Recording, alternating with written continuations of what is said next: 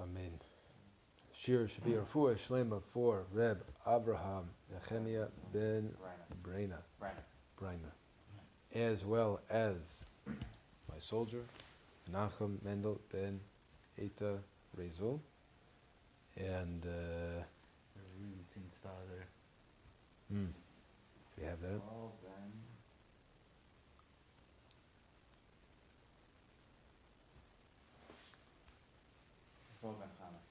What was it?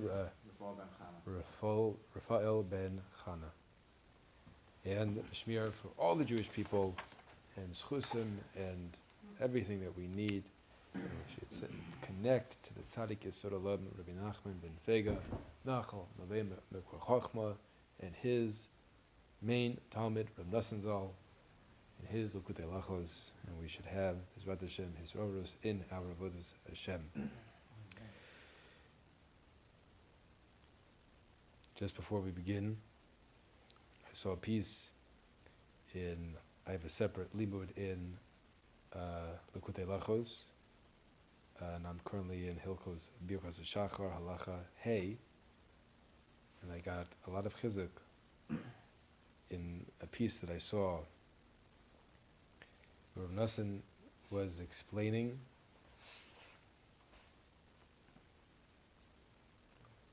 to a person should work hard in his avodas Hashem, and he should know that every movement, every breath counts, even though he's not perfect, hasn't reached the shleimus, and maybe he'll never in this lifetime reach the shleimus that he is hoping for, but nevertheless a person strengthens himself to work hard in his avoda and lives in that awareness that what I do matters, even though it's not perfect, even though I'm not there yet. And I heard from my cousin Rabbi Halachos something that was tremendous nakuda that came out of a new series of shiurim that he has started on the third story in Rabbi Nachman's stories, where he was explaining how in the Western world we judge success by results, and it's funny. I didn't see the Rebbe's car here. Oi. Hold on to your stender. Hold on to your stender. Okay. Where he was explaining that right in secular Western world, we judge success by results. And that's, you're right, you get the A and you're victorious. But in Ruchnius we know it's process oriented. So he said the following Nikuda, which for me was a lot of chizuk. If you are in the war, you're in the battle, you've already won. If you're in the war, you're fighting, you've already won. Because what that means is that a person is in the game, he's trying, right? Despair, when a person has fallen into despair, he's given up, he hasn't won, he's not battling. But a person could take comfort that if he's getting up and trying every day, a little bit, whatever he's doing, even though it's not perfect, he's already won in a certain way. That was just something I took straight from. It's beautiful. Tzvat Hashem. And now, we're in exciting territory, Halachah Beis of Hashkamas HaBoker, based on different lessons in the Quran, but primarily lesson 13, as well as lesson 155. And we'll give a very brief hakdama into this lesson, and just a hakdama to hakdama. And this was what I was trying to explain before with Jeff.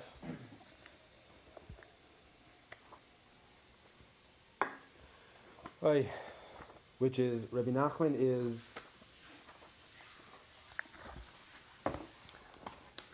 is giving us a spiritual paradigm. He's giving us that if we plug into the formula that he's offering, it's going to do things for us in the spiritual world, etc., etc. It's not These Torahs are not meant to be just like thought about, although it's also good to think about and to speak about, especially as Rabbi Nachman says in his Bodilus, one of his primary ideas that he brings down in the world of his Bodilus is turning Torah into tefillah. So, B'ezrat Hashem, we're going to hopefully get some very powerful, practical ideas, and we can take that and turn those ideas into a tefillah, which helps bring it down into us and make it very real. So keep that in mind. If you want more hashkacha in your life, if you want all the things that he's going to say are in this Torah, so let's try to, so to speak, walk with the Torah. Yeah. Good to see you, Rabbi. Good to see the Olam. So here we go. Just a short Hagdama into lesson 13, Likutey Moharan. So he says that for a person to benefit from Hashem's full Hashkacha Pratis, he has to first break his desire for money. Now, when we talk about Taivas Mammon, there are maybe 3 iterations of how that's expressed. One is that money becomes, so to speak, a person's God. It's a person's like idol, so to speak, God forbid. And that it just totally consumes him. That's like one expression of Taivas Mammon. Second expression is a person is miserly, right? Stingy with his money, right? Those guys in shul, they come around and you're like, get miserly, right? So all these are going to be expressions of some, like, in some sense, a lack of emunah, because, Hashem is sending these people and you're making a super cheshbon, which I have myself have been certainly guilty of. And then the third iteration of Taivas Mammon would be something that we're probably, I would imagine most of us, or maybe I'm just speaking for myself, most accustomed to, which is money anxiety. Money anxiety, right? Anxiety about not having enough money. Where's it going to come from? I gotta, where I work. So it's Madrigas that you're giving? Yeah. So one of these are more subtle. One is like obvious. Someone's just like money obsessed. Wall Street guy. You got your Wall Street guy, and then you got your, other expression of this, which is a little bit more subtle. Has money.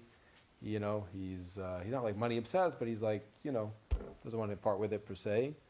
And then there's like the rest of us, which is like, can't go to sleep at night because of student debt and, am I sharing too much? Sorry. And these are all in various ways an expression of some type of pagam emunah and bitachon. So he says that in order to benefit from a person, Hashem's full hashkacha pratis, you have to break your desire for money. How do you do that? Got to give tzedakah, right? So far the formula is pretty clear, right? And what he says is by giving tzedakah b'dafka, giving money to someone in need, creates a ruach of generosity in a person. And what he explains in the commentary here is that money and dinam, so to speak, come from the same like spiritual root structure, if you will, which is why that when there's like this lack of amun or betachon, earning money becomes really hard, because money and dinam come together. So in order to break the taivas mammon, person gives tzedakah, which creates a certain generous ruach, and not just giving tzedakah, but working in business honestly. So what's the lashon in Hebrew? Masa umatan be'emunah, which means A, that you have integrity in your work, and B, you have faith that it's all comes from Hashem, right? So these are the 2 iterations, the tzedakah and the honesty in business piece, which break the taivas mammon. And when a person and so when you have this taivas mammon, there's this corresponding divine anger, basically, that Rabbi Nachman explains. And so by plugging into the formula and giving tzedakah, doing business honestly, you're being mataka the dinam basically, and the dinam are transformed into chasadim, and which is already there, ready. The shefa is ready to come down, so to speak, right? But in order to be zocha to the shefa, person has to do this whole process of breaking the taivas mammon, and the dinam are mitigated, and chesed comes down. And what he explains is and in the Torah itself, there's much more detail that's filled in, but for our purposes right now, we'll just sort of suffice it, and hopefully things will become clearer as we go along. This creates das. This, because by mitigating the dinam, by breaking taibas monam, you're on the one hand mitigating dinam and therefore mitigating like divine wrath, and at the same time bringing down the opportunity for chesed and chasadim, and das is the ability to sort of have have harmony between these two. And then he explains that when a person has das, that, so to speak, is like building the Beis Mikdash, right? Beis Mikdash is like the physical manifestation of das in the world, and so when a person has das, he has like made the Beis Mikdash within himself. This draws down Torah insights for tzaddikim, Torah insights for us, like a renewal of energy towards the Torah. And what he explains is, based on different Kabbalistic ideas, is that Torah is representative of Hashkacha, and the closer a person is to the Torah, the more like Hashkacha he is zocha to.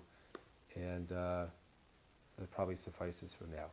This is like a somewhat complex, but hopefully enough for us to jump into the Torah itself. So, we'll turn the page. This discourse is... I didn't mean to interrupt. I'll leave it up here. Excellent. This is the Shkacha Pratis. He's bringing in tzedakah. So some guy walks up to my son, doesn't wear a kippah, just regular clothes. My little boy's 8 years old, and he gives him this, and he says, "Give this to your synagogue for me." Isn't that nice? So I'm going to bring it here. Shkoyach. Wow. All right. Hatzlach. Is that Shkacha Pratis that we're talking about tzedakah, right? Okay, this is Siman Tov that we're learning the right piece. So he's right. So we know that this second piece, like the first piece, is going to be going off of the first halacha in Shulchan Aruch, right? Shulchan Aruch says, person should strengthen himself like a lion to rise up in the morning, so that it is he who awakens the shachar. Hayinu, says Rav Nosson Zal, Hayinu shitzarig yakum bezrizos bli atzlus. This means that when a person wakes up, he should rise with zrizus, without a trace of sluggishness. And so we're going to see ideas merge together over here in a very beautiful symphony-like way as we go through. But sleep basically represents the suspension of das, as well as dinam, as well as sluggishness. So it's like in your mind you have in your mind, sleep is like dinam, laziness, death. You said das also. The suspension of das. Which expansion? Suspension means the removal of das, Okay. anti-das, Right. right? So you have spiritual slumber, if you will, and then you're going to have spiritual aliveness, zrizus, chiyas. His Torah is about being alive. So he says, Hainu. Shitzarik yakum bezrizus b'li atzvus. This means that when a person wakes up, he should rise with zrizus, without a trace of sluggishness. And he's going to say, "V'zeh bechinas emuna." Kamoshe kasav rabbeinu zrizus he bechinas emuna. This trait of zrizus, this alacrity, like we learn in Mesilas Yesharim, as being you have watchfulness, and then you have alacrity, and as being this dynamic spiritual energy in what you're doing. So he says zrizus is conceptually the same as emunah, as Rabbi Nachman wrote in, I believe, Torah 155, and that a person's zrizus in serving Hashem is emblematic of his emunah, right? Which intuitively makes sense, that when a person, you know, you have an emunah, and then you're very energized in what you're doing. He's going to say, either in the commentary below, it's going to make the point that it goes both ways. That a person's emunah builds zrizus, and zrizus also builds emunah. And interestingly, I make an observation in my nursing groups that your physical action upgrades and influences the quality of your conscious experience. And the way I demonstrate this is I I have the patients basically do like some breathing, stretching, goofy faces, and they feel better. And the point I'm making is that Goofy faces? goofy faces. Ready? This is what I have them do. These are people who are suffering from severe mental illness and addiction. So I have them just breathe, and then I do like this breathing in the light, breathing out the darkness. Then I have them do some stretches, move around a little bit, and then I say, okay, just go with me on this. Just follow what I do. And I go like this. I got this actually, I didn't make this up. I got this from Rabbi Dov Ber Cohen, and who's a mashpia, a beautiful mashpia in Eretz Yisrael, who does Jewish mindfulness. He has a program called LIT, Living in Tune. Everyone should do it. Everyone should do it. LIT, Living in Tune, that's his program. So I learned this from him. He goes like this. So you have all these people, you know, women of the night, and you have people who've been in jail, and you have homeless people, and you have normal people, and you have all sorts of people, and they're laughing and being goofy, which is obviously a very famous teaching of Rabbi Nachman, that a person should be silly. A person should have milsa de shtutza, right? To be silly, and that creates simcha. And so I'll say, well, how do you feel?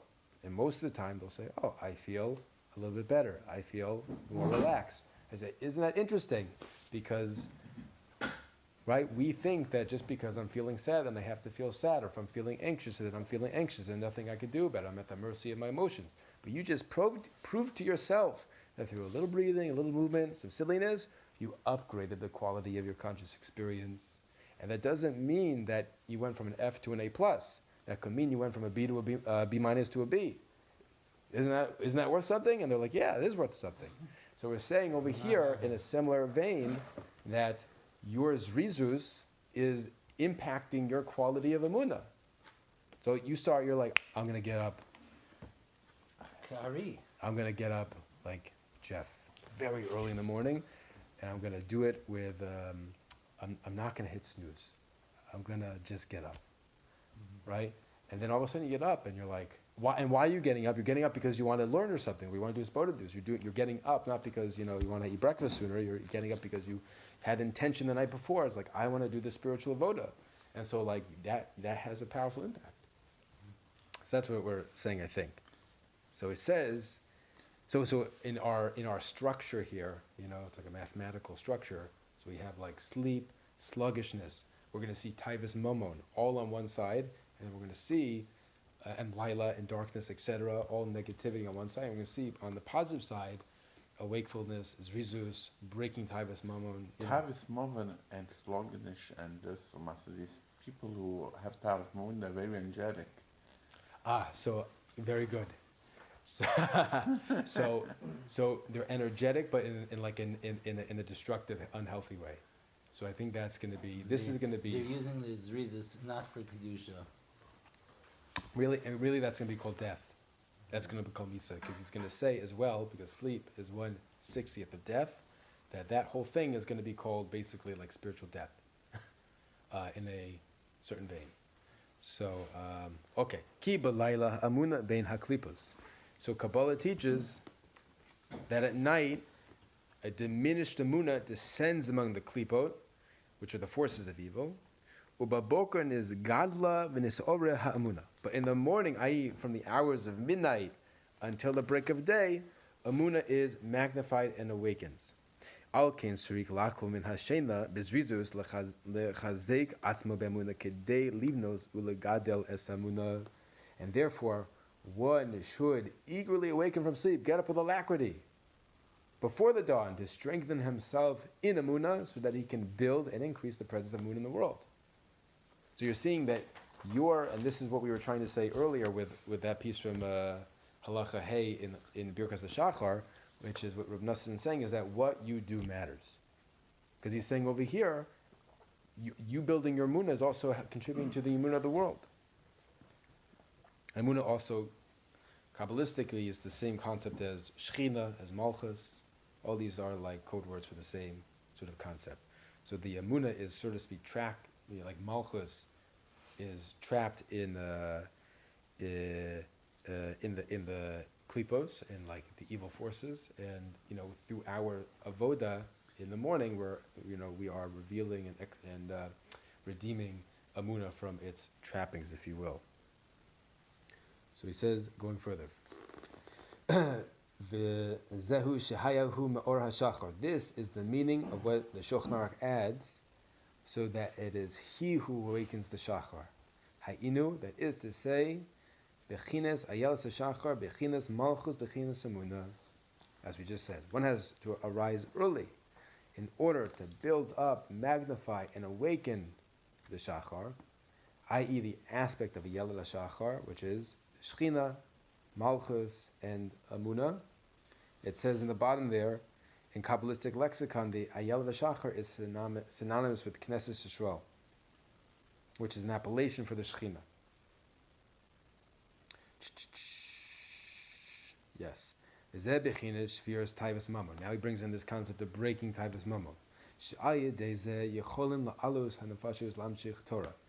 And he's just going to very, very briefly summarize the Torah 13, and this corresponds to the idea of breaking that. The key is it's the excessive desire for money. It's not like stam desire for money, because we need money, right? It's that unhealthy relationship to money that we're trying to break, through which that tzaddikim are able to elevate souls and draw down Torah, as is written in the Rebbe's lesson Ashrei Amashgacha, which is referenced to this Torah 13. Ki b'chol yom v'yom tzrichim lekabel esed Torah mechadash. For we must receive the Torah new each and every day. And he says at the level of the tzaddikim, this is through originating Torah insights, or for us, by renewing our commitment to its teachings. We're energized in our relationship to the Torah. Right? We're going to start the daf, or we're energized to do it.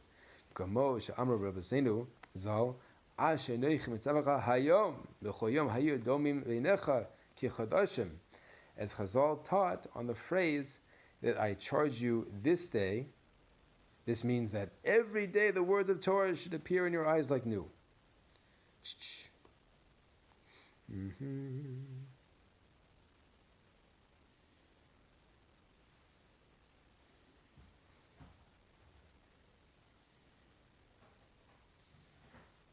The Kabbalah Torah Ayadei Shema Alim Hanefesh Mechadshim also Kemuvar Sham. And the way to receive the Torah new is by elevating the soul, renewing it, as explained there in the Rebbe's lesson. This is accomplished by breaking the excessive desire for money, thereby strengthening Emunah, right? Getting it from sleep with Zrizu is strengthening Emunah. Breaking Taivas Mamon is strengthening Emunah. The Bechinis Or Sashena, Bizrizu is Bechinis Emunah. But this is analogous to arousing from sleep with Zrizus, which is itself an indication of the strength of one's Emunah, as mentioned above. I'll just read this note over here in note 28. Based on lesson 13, section 2, Rabbi Nachman explains this elevation of the soul as the Kabbalistic concept of an arouser from below. The Zohar illustrates the reciprocal relationship between Hashem and humanity with the example of the flow of divine bounty and blessing into the world. This downward flow of Shefa is called an arousal from above. In order for the Shefa to descend, there must be an arousal from below. That's our job. Kabbalah calls this latter arousal elevating Mayim Nukvin, the feminine waters, i.e. an awakening of spiritual energy from this world through humanity's devotions to Hashem. This awakening generates a reciprocal arousal from above called Mayim Duchrin, masculine waters, i.e. the flow of Shefa and blessing that Hashem's Hashkacha benevolently provides for the world and humankind in particular. In the present context, the Torah is the Shefa and blessing we receive from on high by virtue of the tzaddik stage elevating the souls of Mayim Duchrin in order to rejuvenate them. So what I wrote here, because basically what's happening is that when a person plugs into this whole process, and the tzaddik, so to speak, right, the chasadim are coming down, we're building das. Das is the gateway towards the Torah insight, the new Torah teaching that's being drawn down. That Torah teaching is going to be an expression of Hashem's hashkacha, which is why when a person is very close to like the Torah, they're being zochet to that hashkacha and to the like eitzes in that teaching. And he explains, and I'm going to do because obviously I'm a layman, and I'm approaching this teaching, us coming together as friends. I'm not a teacher. We're just friends talking and trying to learn it together. But so I'm going to try to explain this concept. But there's in the Torah, there's the concept of tanta, which is wait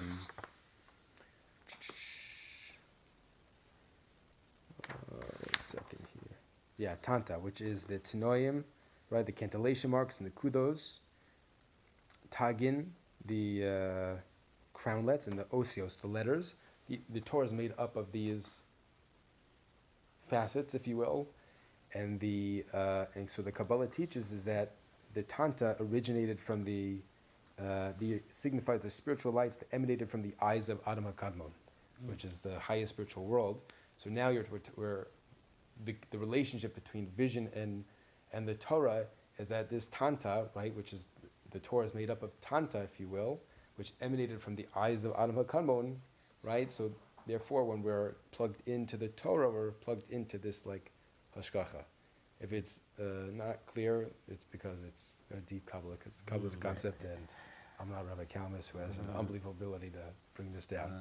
But suffice it to say is that the point being is that the letters and the cantillations and the crowns, etc., emanate from the eyes of Adam HaKadmon, the highest spiritual world, and this makes up the Torah. And then our closest to the Torah allows us, so to speak, to tap into Hashem's like watchful vision, if you will. I was nervous about that part. How was I going to say that over? But it was okay. I'm afraid to ask. Any questions, comments, concerns? We're basically okay. Okay.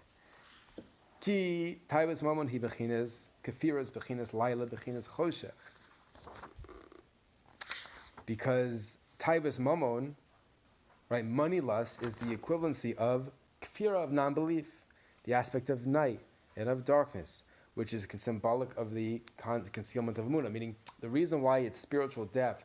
You could say, okay, that guy has so much rizus with his money making, but that this rizus is literally an expression of his lack of Amunah. And life is with Amunah. Life is with Hashkacha. Life is with a real relationship with Hashem. So now he's literally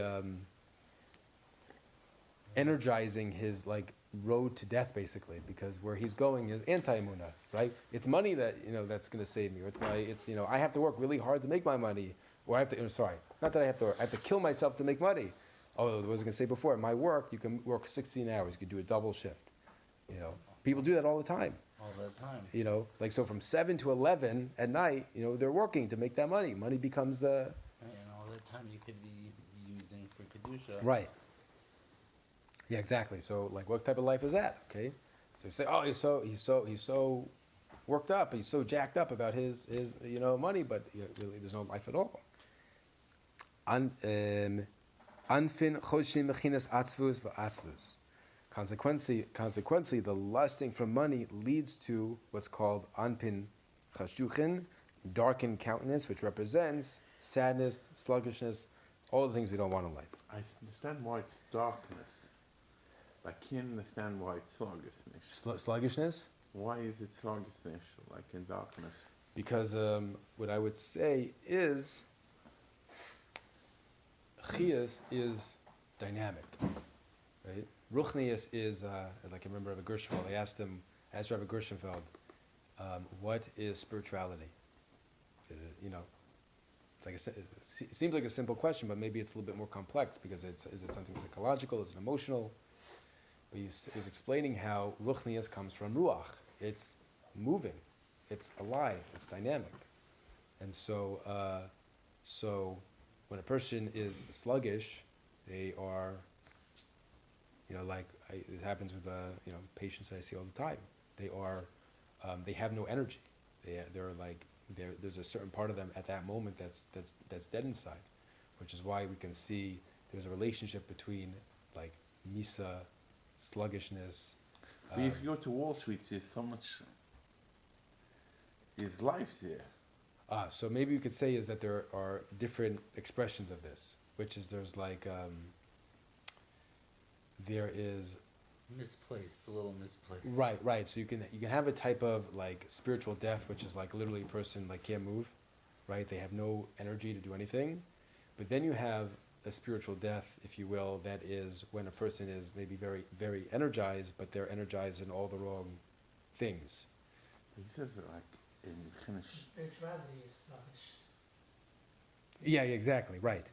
His ruchnius is a sluggish, tired, ruchnius. It's not, real. It's not alive. It's not. Instead of anivas, there's gaiva, there's this and that, Right. So like, and what's motivating the alacrity? It's like, I want to make a lot of money. It's the gaiva, it's the taiva, it's the kavod, all those things which take a person out of life. So like on a superficial level, but here's the thing. When they go home at night, a lot of these people are very depressed. A lot of these people are very sad because when they have a moment to breathe, right there, that's why they turn to substance abuse. That's why with that, Lahavdil, they talk about it in the shul, but that movie Wolf of Wall Street, where he was so money hungry, Wolf of Wall Street. He wasn't the lion, he's the wolf. He's the Wolf of Wall Street, but he was entrapped by all the things that are anti-ruchnias, kavod, taiva, and kina, right? And he had no life, and he had a terrible life, and it was, So that'd be my hazard attempt at that. Bechinas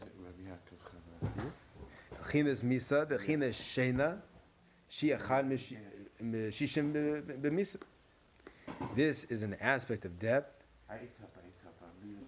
and by extension, sleep, which Chazal teaches the aspect of one tzitzi of death. But Sarek Shailo, his garmers l'shaber es hashena. And this is why a person must be mighty like a lion. He has to be resolute and strong-willed to break his desire for sleep. Shemechinas misa, bechinas taibas mamon, which is comparable to death and equates to the desire for money. Then with the samuna revived, he will be able to renew his soul and elevate it into his desires, and also to his desires, and through this draw down Torah anew, which for the layperson also means that he feels energized in his relationship to the Torah. So it's the mikvah of renewal, so to speak, is going to be the emunah that emerges and is born out of his breaking the taivas mamon, and to the extent that he's trapped in the taivas mamon, whether he's anxious about money, or he's miserly, doesn't want to give charity, or he's just obsessed with money, right? That is called spiritual death, spiritual sleep, etc., etc.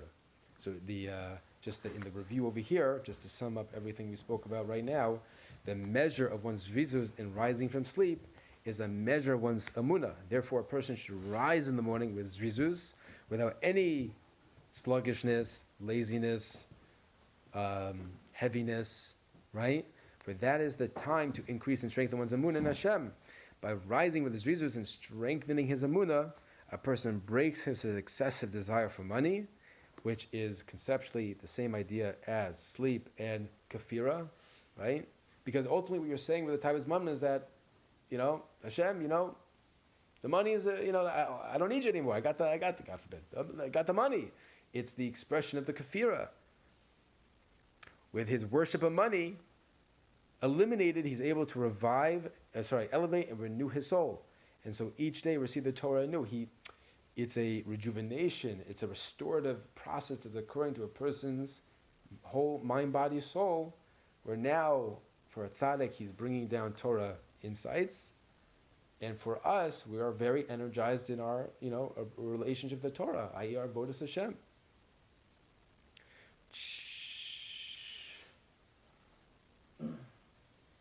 Any good? Yeah. So, to make this practical, every time, like tomorrow, if we were to commit to, I'm gonna not hit snooze, we are beginning the process of activating this whole mechanism that he's explaining. We're tapping into that chiyas. We're tapping into that amunah. We're breaking the taivas momon. We're building our amunah. We're building a relationship to renewing our relationship to the Torah. And in doing so, as we're going to see, B'ezrat Hashem, is we're going to also be close to that hashkacha. The closer we are to the Torah, the closer we are to this, very intentional oversight of Hashem. He's going to describe later on, where he explains in Torah 13, or Yud Gimel, that there is like different expressions of hashkacha. There's like a partial hashkacha, which is like more nature rooted, which like most people would live in, non-Jews, etc., would live in this sort of like nature-bound process, which is intentional. That's part of the system. But then there could be us, Jews, who are connected to complete hashkacha pratis, full hashkacha pratis. And also, Rabbi Nachman explains in Torah 7 the relationship between nisim and tefillah and amunah, because he says tefillah is amunah. So, although there's a principle of just sort of staying in the lane of the Torah, but in the back of our minds, we know that when he's talking about amunah, he's also in a certain sense talking about tefillah, being alive in tefillah, and that we are, so to speak, above the grips of nature, which is that's a hashkacha pratis. We are not bound by the laws of, when Rabbi Kalmas tells stories, they're unbelievable, because he really doesn't live. He doesn't live in Teva. He literally lives al pi tefillah and amunah. So he has stories happen to him. Tov. Beautiful. As Reb Sukkot, he wrestled